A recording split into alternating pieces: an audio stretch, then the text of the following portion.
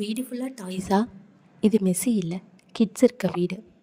எங்கள் வீடு ரொம்ப நீட்டாக இருக்கலாம், ஆனால் இங்கே கிட்ஸ் இருக்க வீடு இப்படி தான் இருக்கும். ஃப்ளோரில் டாய்ஸ், சோஃபா மேலே புக்ஸ், பெட் பக்கம் க்ரையான்ஸ். இதெல்லாம் டிஸார்டர் இல்லை, சைல்டுஹுட்டோட சயின்ஸ்.